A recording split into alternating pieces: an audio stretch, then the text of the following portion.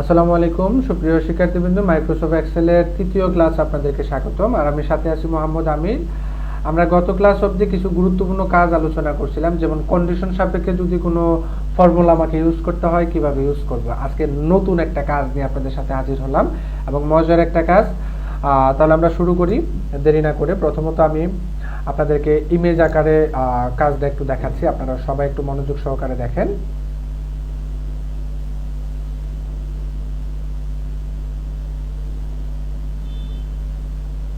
আচ্ছা, আজকে আমরা যেটা আলোচনা করব সেটা হলো ব্যাংক এফডিআর এর সূত্রগুলি। ব্যাংক এফডিআর এর সূত্র বলতে ব্যাংক সুদের হিসাবগুলি। একটু ইমেজে দেখেন, আমরা ইমেজগুলো কিন্তু আপনাদেরকে অবশ্যই পোস্টে দিয়ে দেব, আপনারা কাইন্ডলি একটু দেখবেন। দেখে যদি আপনারা আপনাদের মতো করে কোনো ফর্মুলা দাঁড় করাইতে চান তাহলে আমাদের সাথে শেয়ার করবেন, অবশ্যই আমরা আপনাদের কাজগুলো একটু কাউন্ট করার চেষ্টা করব।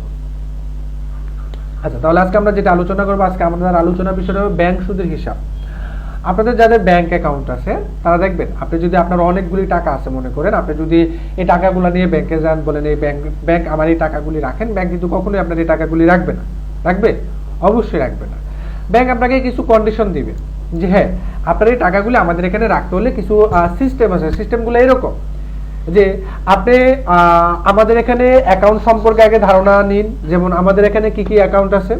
আমাদের এখানে অ্যাকাউন্ট আছে, কারেন্ট অ্যাকাউন্ট সিস্টেম চালু আছে, সেভিং অ্যাকাউন্ট সিস্টেম চালু আছে, ফিক্সড অ্যাকাউন্ট সিস্টেম চালু আছে। যেমন এখানে কারেন্ট অ্যাকাউন্ট, সেভিং অ্যাকাউন্ট এবং ফিক্সড অ্যাকাউন্ট। আর আমরা জানি যে একটা ব্যাংকে সাধারণত কয় ধরনের অ্যাকাউন্ট সিস্টেম চালু থাকে?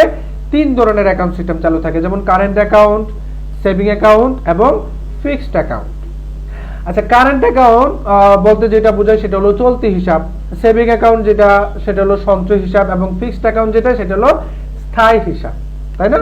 আচ্ছা, সো এখানে ব্যাংক কর্মকর্তা ওনাকে বা আপনাকে আরো পরামর্শ দিল যে আপনার এই টাকাগুলো যদি আপনি কারেন্ট অ্যাকাউন্টে আমার এখানে বা আমার এই ব্যাংকে রাখেন, কারেন্ট অ্যাকাউন্টে, যে আপনি কারেন্ট অ্যাকাউন্ট একটা খুললেন, খোলার পর আপনার টাকাগুলি আমার এখানে যদি রাখেন, তাহলে কারেন্ট অ্যাকাউন্টের কারণে আপনি ওই টাকার উপর কত পার্সেন্ট ইন্টারেস্ট পাবেন?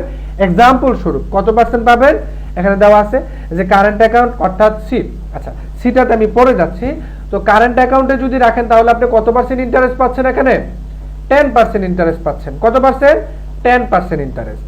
আর যদি আপনি সেভিং অ্যাকাউন্ট হিসেবে ব্যাংকে টাকাটা জমা রাখেন তাহলে কত পার্সেন্ট পাচ্ছেন? 12% পাচ্ছেন। আর আপনি যদি ফিক্সড অ্যাকাউন্ট হিসেবে রাখেন তাহলে কত? 15% পাচ্ছেন। ওকে, তার মানে কারেন্ট অ্যাকাউন্টে যদি আপনি ব্যাংকে টাকাটা জমা রাখেন তাহলে 10% ইন্টারেস্ট পাবেন। যদি সেভিং অ্যাকাউন্টে ব্যাংকে টাকাটা জমা রাখেন তাহলে 12% ইন্টারেস্ট পাবেন। এবং যদি ফিক্সড অ্যাকাউন্টে ব্যাংকে টাকাটা জমা রাখেন তাহলে কত পার্সেন্ট পাবেন? 15% ইন্টারেস্ট পাবেন।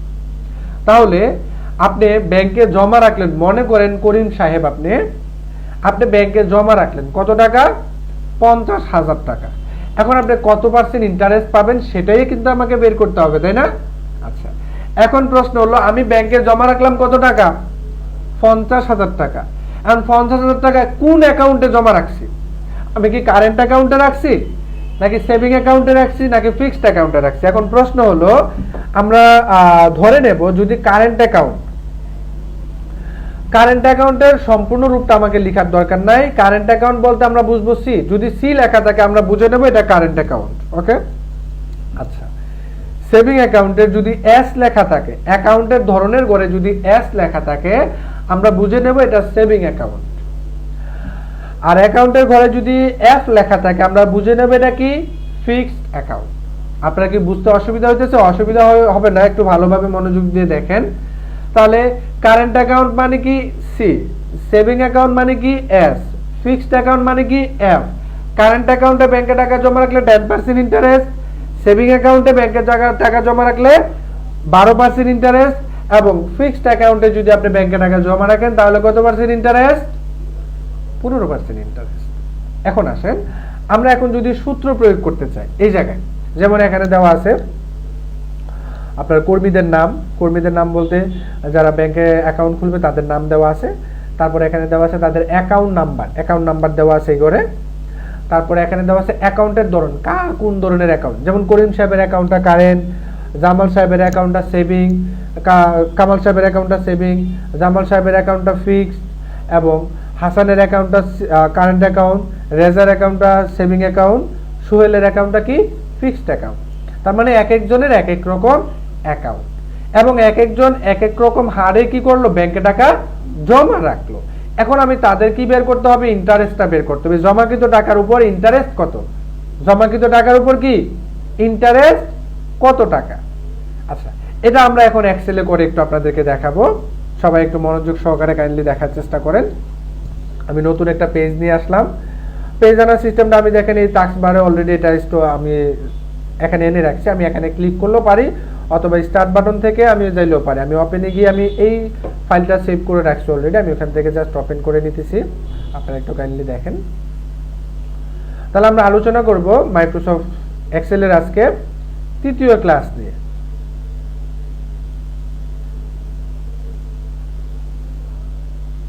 আচ্ছা, শীট 1 2 3। আচ্ছা, আজকে দুইটা শীট একটু আলোচনা করব আমরা। আচ্ছা, একটু খেয়াল করেন, আপনারা তো সবাই দেখতেছেন মনে হয় স্ক্রিনে। ওকে, আচ্ছা আচ্ছা ওকে। আমি এখানে এই যে মাউস দ্বারা টেনে ঘরগুলো বড় ছোট করতে পারি। আচ্ছা, এখন এর করে দেওয়া আছে কি অ্যাকাউন্ট হোল্ডারদের নাম, বি এর করে দেওয়া আছে অ্যাকাউন্ট নাম্বার, সি এর করে দেওয়া আছে কি অ্যাকাউন্টের ধরন। অ্যাকাউন্টের ধরন কার কোন ধরনের অ্যাকাউন্ট, এই ধরনের উপরেই কিন্তু আপনি পার্সেন্টেজ পাবেন নাকি। আপনার যদি অ্যাকাউন্টের ধরন কি হয়, এই ধরনের উপরেই কিন্তু আপনি পার্সেন্টেজ পাবেন। আপনার অ্যাকাউন্টের ধরন যদি কারেন্ট অ্যাকাউন্ট হয় আপনি 10% পাচ্ছেন।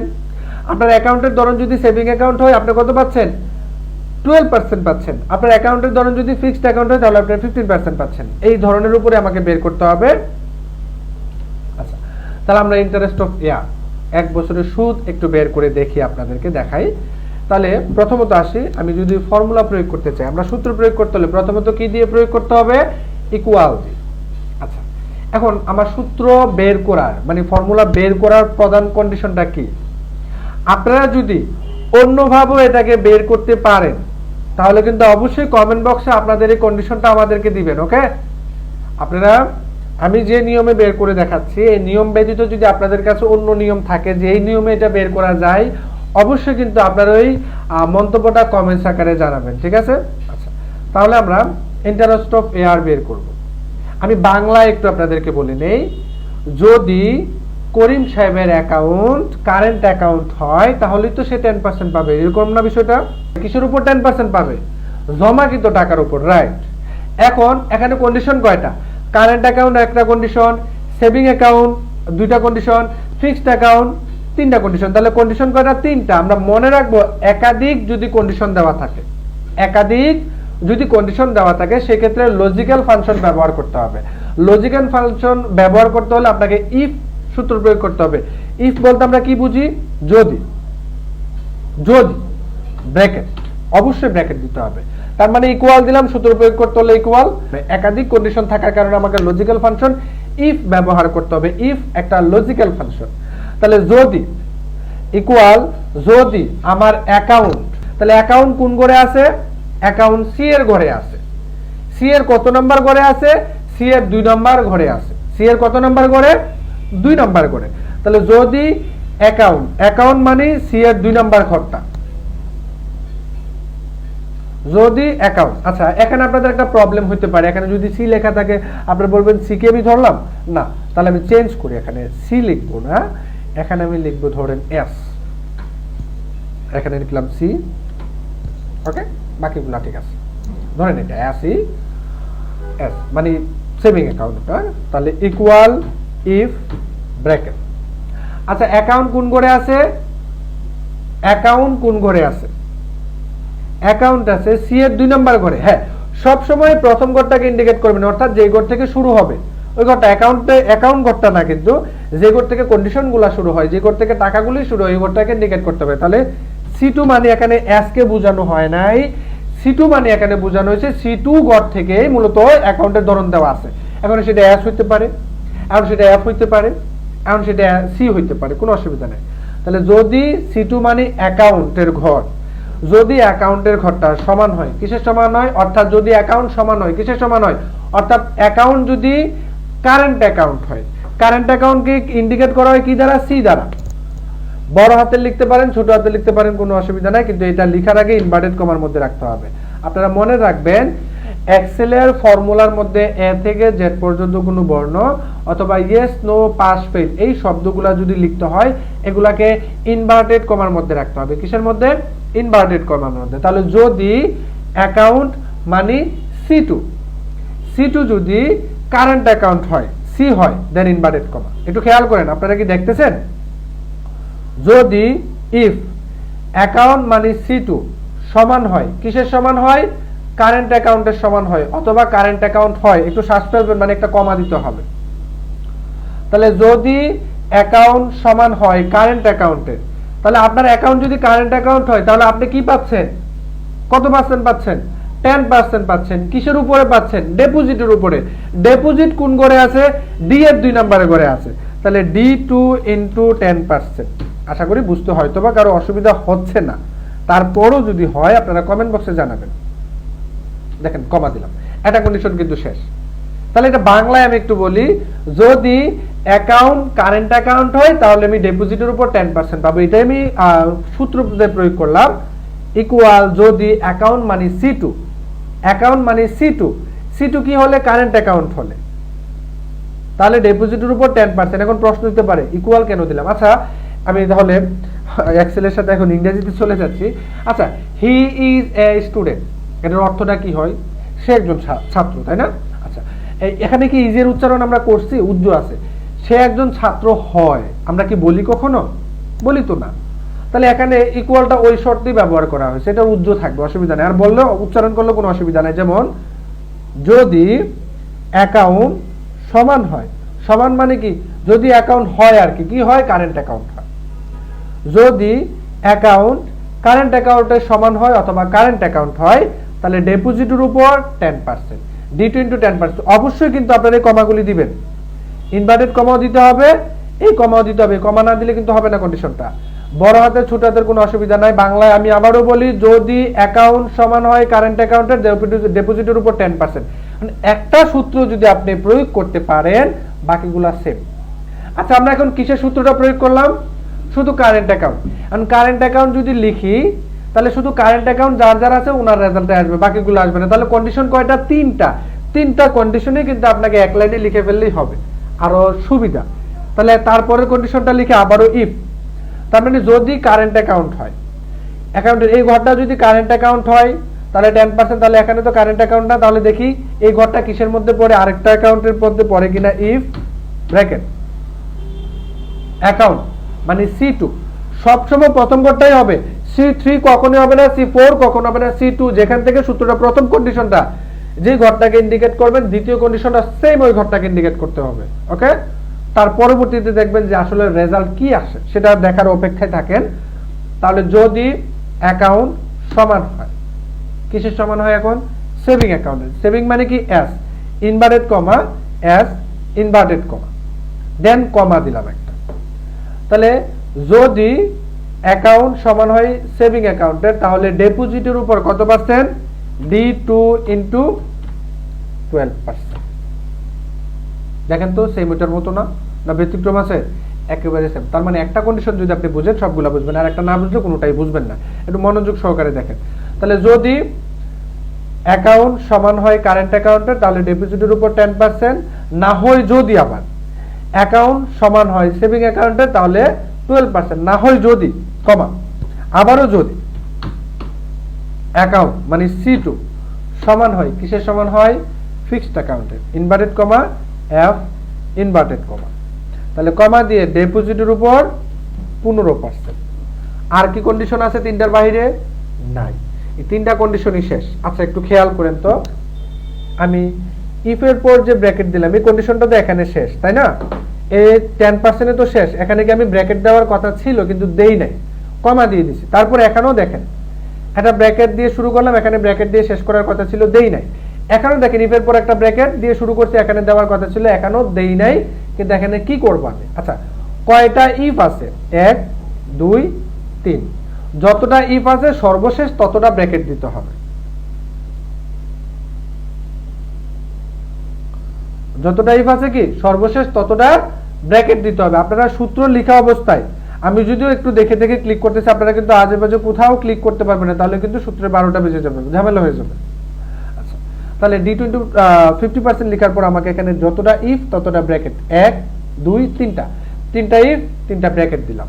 ব্র্যাকেট দিয়ে যদি আমি এন্টার প্রেস করি, দেখেন তো এখন আপনি ক্যালকুলেট করেন তো যে আমার এখানে অ্যাকাউন্টের ধরন কি সেভিং অ্যাকাউন্ট, তার মানে কত পার্সেন্ট? 12% পাবে। তাহলে 50,000 টাকার 12% কত টাকা আসে এক বছরে? একটু ক্যালকুলেট করেন। ক্যালকুলেট করে আপনাদের মন্তব্যগুলি আপনারা কমেন্টস আকারে জানাবেন। এখন প্রশ্ন হলো, আমার কয়টা রেজাল্ট বের হয়েছে? একটা। ইন্টারেস্ট অফ ইয়ারে শুধু করিম সাহেবেরটা বের হয়েছে। আচ্ছা, আমি তো তিনোটা সূত্রই এক জায়গায় লিখে ফেলছি, তাই না?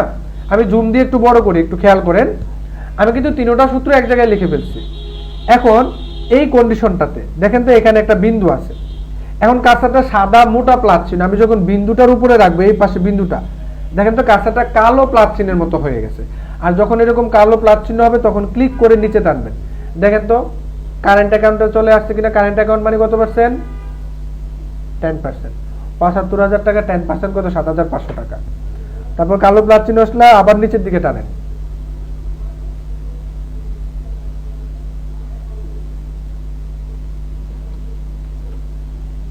তাহলে আমার এখানে ভুল আছে, এই যে এখানে কমা দেয় নাই, দেখছেন এখানে ভুল হয়ে গেছে, সেই জন্য এটা নেম আসছে। এখন ঠিক আছে, এন্টারপ্রাইজ। এখন এটাও 75, এটা কত? 15,000 টাকা। ওকে, এটা কত পার্সেন্ট? 15%। তারপর কালো প্লাস চিহ্ন আসলে নিচের দিকে একবারে টানেন, দেখেন সবগুলো রেজাল্ট চলে আসছে। তাহলে বারবার সূত্র প্রয়োগ করা লাগবে না, মজার একটা কাজ। একবার যদি সূত্রটা প্রয়োগ করেন তাহলে বারবারই আপনি এটার ফল পাবেন। এক্সেল হলো এমন একটা বিষয়, আপনি যদি একবার কন্ডিশন প্রয়োগ করে নেন তাহলে আজীবন এটার ফল পাবেন। কিভাবে পাবেন সেটা আমি দেখাবো। আচ্ছা, তাহলে আমার এখানে কি আসল টাকা, ব্যাংকে জমাকৃত টাকা আছে, 1 বছরের সুদ এখানে দেওয়া আছে, তাই না? আচ্ছা, 1 বছর পর যখন আপনি ব্যাংক থেকে টাকাগুলো নিয়ে আসবেন, কত টাকা আনবেন একটু বলেন? আপনি ডিপোজিট এবং কি ইন্টারেস্ট উভয়টাই তো আনবেন, তাই না? দুটোটা যোগ করতে হবে। আমরা যোগ করার নিয়মটা কি শিখছিলাম? ইকুয়াল SUM, সাম ব্র্যাকেট কি এই ঘর আর এই ঘর যোগ করব, ডি এবং ই যোগ করব, তাই না? তাহলে ডি কোন ঘরে টাকাটা আছে? ডি এর 2 নম্বর ঘরে, তাহলে D2 যোগ মানে প্লাস। এখানে কুলন দিতে হবে না, কুলনও যদি দেন কোনো অসুবিধা নাই। D2 এখন কুলন যদি হয়, ধরেন মাঝে যদি কোনো ঘর থাকে, মাঝে যদি কি থাকে? কোনো ঘর থাকে, ঘরটা আপনি যোগ করতে চাচ্ছেন না, তারপরেরটা করতে চাচ্ছেন, তাহলে কুলন দিলে ঝামেলা হয়ে যাবে, সো প্লাস দিবেন। তাহলে এত থেকে এত এর মধ্যে গড়গুলি করে ফেলবে। ওকে, আর প্লাস দিলে এই গড় এই গড় এই গড় এইভাবে করে বোঝাবে। তাহলে D2 প্লাস E2 দেন ব্র্যাকেট, ব্র্যাকেট চলে আসছে। তাহলে ইকুয়াল সাম D2 প্লাস E2। আচ্ছা, এখন ধরেন যোগ চিহ্ন দ্বারাই তো আমরা যোগ বুঝতেছি, তাই না? আচ্ছা, সাম যদি না দেই তাও হবে। ওকে, আর সাম দিলেও হবে, কোনো অসুবিধা নেই। দেখেন এন্টার প্রেস করলাম, তাহলে 50,000 টাকা 6,000 টাকা কত হলো? 56,000 টাকা আসছে। এই যে কালো প্লাস চিহ্নটা আসলে একটু খেয়াল করেন, কালো প্লাস চিহ্নটা আসলে ক্লিক করে নিচের দিকে টানেন, দেখেন বাকিগুলো চলে আসছে। ওকে, ফাইন। আচ্ছা, এখন আপনার ডিপোজিট পাইলেন, ইন্টারেস্ট পাইলেন, টোটালও পাইলেন। এখন ধরেন আপনি একটা জানতে চাইতেছেন যে আসলে ধরেন আমি যদি সেভিং অ্যাকাউন্টে টাকাটা জমা রাখি 50,000 টাকা, তাহলে 1 বছর আমি কত টাকা পাইতেছি? 6,000 টাকা পাইতেছি। ফাইন। এখন আপনার জানার একটা ইচ্ছা যে আসলে আমি বছরে তো 6,000 টাকা পাই, তাহলে মাসে কত টাকা পাবো? আমি যদি মাসের হিসাবটা এখানে বের করতে চাই তাহলে কিভাবে বের করব? এটা আমরা বের করতে পারি। কিভাবে বের করবো একটু তাহলে খেয়াল করি। আমরা ইকুয়াল দিলাম। আচ্ছা, একটু খেয়াল করেন, আপনি 1 বছরে যদি 6,000 টাকা পান, 1 বছরে কত টাকা পাইলেন? 6,000 টাকা। 1 বছর সমান কত মাস? 12 মাস। তাহলে 1 বছরে যদি 6,000 টাকা পান, 12 মাসে 6,000 টাকা, 1 বছর সমান 12 মাস। তাহলে 1 বছরে 6,000 টাকা পাইলে বছরকে যদি 12 দিয়া ভাগ দেই কি পাবো? প্রতি মাস পাবো। বছরকে যদি 12 দিয়া ভাগ দেই কি পাবো? প্রতি মাস পাবো। তাহলে 1 বছরে 6,000 টাকা, তার মানে 12 মাসে 6,000 টাকা। তাহলে বছর কোন ঘরে আছে? E2 ঘরে আছে। E2, এই যে বছরটা E2 ঘরে আছে, ইন্টারেস্ট অফ ইয়ার E2 ঘরে আছে। ভাগ চিহ্ন দিলাম, এটা ভাগ চিহ্ন কত দিলাম? 12 দিয়ে দিলাম। এন্টার প্রেস করলাম, দেখেন আমার মান্থ চলে আসছে, ইন্টারেস্ট অফ মান্থ। তাহলে 1 বছরে কত টাকা? 500 টাকা পেতেছে। সরি, 1 মাসে 500 টাকা পেতেছে। বছরে 6,000 টাকা হলে মাসে 500 টাকা। ক্লিক করে নিচের দিকে টানেন, বাকিগুলো চলে আসবে। ওকে, তাহলে এই ছিল আজকে আমাদের প্রথম অংশটা। দ্বিতীয় অংশটা আমরা আলোচনা করব। প্রথম শীটটা এটা সবাই মনোযোগ সহকারে দেখবেন। আপনারা যদি এই যে কন্ডিশনগুলো আপনাদের মতো প্রয়োগ করতে চান, আপনারা কিন্তু অবশ্যই কমেন্ট বক্সে প্রয়োজনীয় কন্ডিশনগুলো লিখে আপনারা পিক আকারে পাঠাইতে পারেন, স্ক্রিনশট দিয়ে অথবা পিকচার উঠে একটা পাঠাইতে পারেন। আমরা আপনাদের মন্তব্যগুলো নেওয়ার চেষ্টা করব, কিন্তু অবশ্যই সবাই ভিডিওগুলো দেখবেন। ভিডিওগুলো দেখে কন্ডিশনগুলো যদি আপনারা আপনাদের মতো করে প্রয়োগ করতে চান, অবশ্যই কিন্তু কমেন্ট বক্সে আপনারা আপনাদের মন্তব্যগুলো পাঠাবেন। ওকে, আমরা দ্বিতীয় শীটটাতে যাই। দ্বিতীয় শীটটাতে আজকে আমরা আলোচনা করব কম্পাউন্ড ইন্টারেস্ট শীট নিয়ে। কম্পাউন্ড ইন্টারেস্ট শীটটা কি, আমি সেটা আগে একটু আলোচনা করি আপনাদের সাথে। আমি ইমেজ আকারে আপনাদেরকে একটু দেখালাম। এই যে এটা চক্রবৃদ্ধি হারে সুদ আসল নির্ণয়। চক্রবৃদ্ধি হারে কি, চক্রবৃদ্ধি হারে আমরা এগুলা দিয়ে দেবো। আপনাদের সবসময় কিন্তু এরকম লেখাগুলি থাকবে, এই লেখাগুলি সবগুলি লেখা থাকবে, আপনাকে জাস্ট ফর্মুলা বের করতে হবে এই কন্ডিশন সাপেক্ষে। ওকে, আচ্ছা, চক্রবৃদ্ধি হারে সুদ আসল নির্ণয়। মনে করি সুদের হার কত পার্সেন্ট, 15% দেওয়া আছে। ধরা যাক ফিক্সড অ্যাকাউন্টে রাখা টাকা 4 বছরে সুদ আসল বের করতে হবে। সুদ আসল, শুধু সুদ নাকি, সুদ এবং আসল। কত পার্সেন্ট ইন্টারেস্ট, 15% ইন্টারেস্ট। এখন 15% ইন্টারেস্ট আপনাকে কি বের করতে হবে, 4 বছরের কি বের করতে হবে, সুদ এবং আসল বের করতে হবে। আচ্ছা, কিভাবে বের করব আমরা একটু বলি আগে। যে যেমন করিম সাহেব ব্যাংকে জমা রাখলো কত টাকা, 1 লক্ষ টাকা। কত পার্সেন্ট ইন্টারেস্ট, 15% ইন্টারেস্ট। এখন প্রশ্ন হলো, আপনারা কি চক্রবৃদ্ধির নিয়মটা কি জানেন? সুদের উপরে সুদ ধার্য করাটাকে মূলত চক্রবৃদ্ধি বলা হয়। আজকে আমরা ওই ফর্মুলাটাই একটু শিখবো। আমরা সবাই একটু মনোযোগ সহকারে দেখি। যেমন একটু খেয়াল করেন, এখানে এর করে দেওয়া আছে, ধরেন ব্যাংক থেকে যারা ঋণ নিল তাদের নাম, বিয়ের করে দেওয়া আছে, ধরেন অ্যামাউন্ট কত টাকা করে ঋণ নিল এটা দেওয়া আছে। এখন আমাকে 1 ইয়ার ইন্টারেস্ট বের করতে হবে, সুদ আসল বের করতে হবে, 2 ইয়ার্স সুদ আসল, 3 ইয়ার্স এবং 4 ইয়ার্স সুদ আসল বের করতে হবে। কিভাবে সুদ আসল বের করব? তাহলে সুদের হার কত পার্সেন্ট দেখছিলাম আমরা, ভুলে গেছি, বলেন কত পার্সেন্ট? সুদের হার 15% দেখছি আমরা।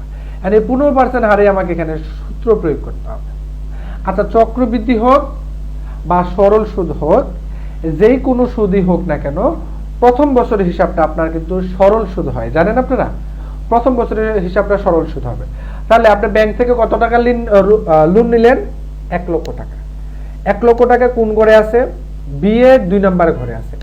তাহলে ইকুয়াল, সরি কত চ্যাট, এই ঘরে কাজটা রেখে ইকুয়াল B2 মানে 1 লক্ষ টাকা। এভাবে কিন্তু 1 লক্ষ টাকা কিন্তু এক্সেল ইন্ডিকেট করতে পারবে না কখনো। 1 লক্ষ টাকা এভাবে এক্সেল ইন্ডিকেট করতে পারবে না, তাই অবশ্যই ঘরগুলো ইন্ডিকেট করতে হবে। তাহলে ইকুয়াল B2 ইনটু 15%, 15%। তাহলে 1 লক্ষ টাকা মানে B2, 1 লক্ষ টাকা ইনটু 15%। কত বছরের জন্য, কত বছর হিসাব বের করতেছি আমরা এখন? 1 বছর। 4 বছরের জন্য ঠিক আছে, কিন্তু বের করতেছি তো 1 বছর, 1 বছর দেব। আচ্ছা, যদি আমি এন্টার প্রেস করি, কি বের হইলো, 1 লক্ষ টাকার 15% ইন্টারেস্ট বের হইলো। 1 লক্ষ টাকার 15% ইন্টারেস্ট 15,000 টাকা। এখন আমি কি শুধু সুদ নেব বলছি? এখানে আমরা কি বলছি দেখেন তো, এখানে আমরা বলছি যে 4 বছরের সুদ আসল। 4 বছরের কি, 4 বছরের সুদ আসল বের করতে হবে, সুদ এবং আসল। প্রতি বছরেরই সুদ আসলটা আমাকে বের করে নিতে হবে। তাহলে আমি শুধু সুদ দেব না, তাহলে এই সূত্রটার উপরে ডাবল ক্লিক করব, ডাবল ক্লিক করে কাজটা সর্বশেষে রেখে প্লাস প্লাস আবার 1 লক্ষ টাকা যোগ করে দেব।